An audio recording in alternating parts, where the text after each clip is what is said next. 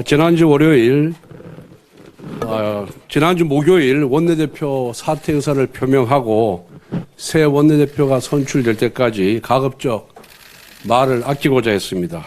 우리 의원님들에 대한 예의이기도 하지만 새 정부가 정말 나라와 국민을 위해서 잘해주길 바라는 마음에 헌임 기간 중 말을 아끼고 싶었던 마음도 있었습니다. 그런데 오늘 형사 피고인인 이재명 대통령의 공직선거법 위반 사건의 재판 무기한 연기 소식을 듣고 여러 의원님들의 요청에 따라 대여 비판에 조금도 공백이 있어서는 안 되겠다는 심정으로 모두 반원을 공개합니다. 이재명 대통령의 공직선거법 위반 파기환송심을 맡은 서울고법재판부가 재판을 무기한 연기하기로 결정했습니다. 서울고법의 이재권 부장판사는 헌법 제84조에 따른 조치라는 판사 개인의 자의적인 헌법 해석을 단서로 달아놓았습니다. 어떠한 판사가 헌법을 자의적으로 해석할 권한이 있습니까? 어떻게 헌법 제84조를 재판을 대통령 임기 중에 중단해야 한다는 뜻으로 해석할 수가 있습니까? 헌법 제84조는 대통령은 외환 또는 내란의 죄를 범한 경우를 제외하고는 재집중 형사소출을 받지 아니한다라고 규정하고 있습니다. 즉 소출을 하지 않는다는 뜻입니다. 여러분, 소추가 무엇입니까? 국립국어원 표준국어 대사전에 소추는 형사사건에 대하여 공소를 제기하는 일이라고 적혀 있습니다. 헌법 제84조는 새로운 재판을 위한 대통령의 기소가 불가능하다는 뜻이지 이미 진행 중인 재판을 중단해야 한다는 의미가 아니라는 것은 초등학생도 다 알 수가 있습니다.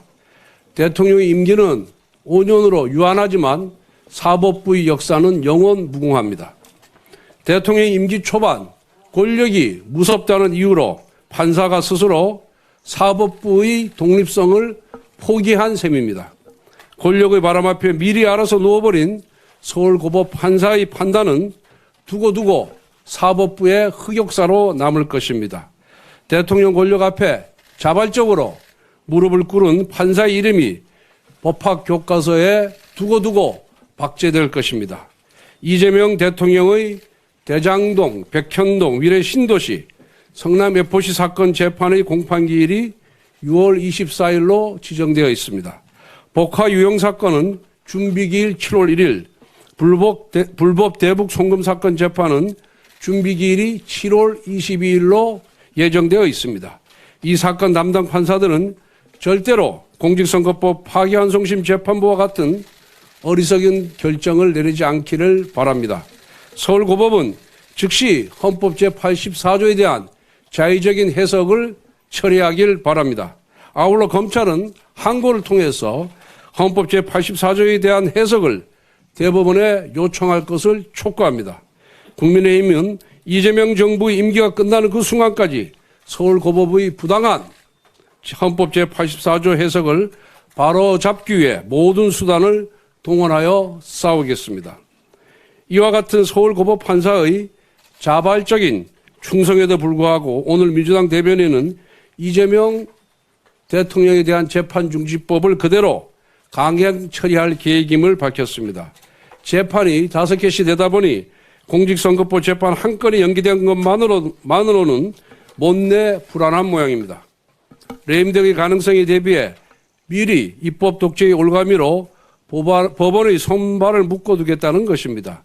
오로지 대통령 단 한 사람에게 재판을 중단시키는 특혜를 주는 위인설법의 끝판왕입니다. 그리고 이재명 대통령은 본인의 공직선거법 위반, 유증교사죄, 불법 대북 송금 사건의 변호인을 맡았던 이승엽 변호사를 신임 헌법재판관 최종 후보군에 올렸습니다.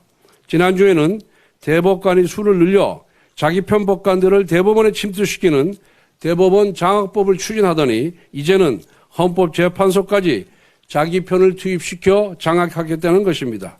국회를 입법 독재의 도구로 사용했던 것처럼 대법원과 헌법재판소도 사법 독재의 도구로 쓰겠다는 것처럼 보입니다. 첫 일주일이 향후 5년을 좌우합니다. 안타깝게도 이재명 정부의 출범 첫 일주는 통합도 민생도 아닌 오로지 방탄 독재의 길만 모색하는 모습이었습니다.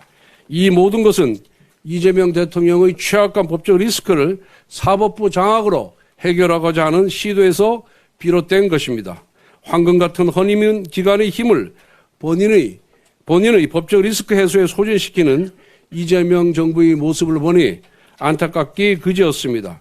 이재명 대통령은 죄가 없다면 당당하게 재판에 임하길 바랍니다. 재판에 임하는 것이 민주주의를 지키고 대통령의 권위도 지키는 길입니다. 본인의 권력을 지키기 위하여 민주주의와 헌정 질서를 파괴하는 억지와 무리수를 쓰면 쓸수록 권력의 종말은 급속히 가까워진다는 것을 명심하기 바랍니다. 이상입니다.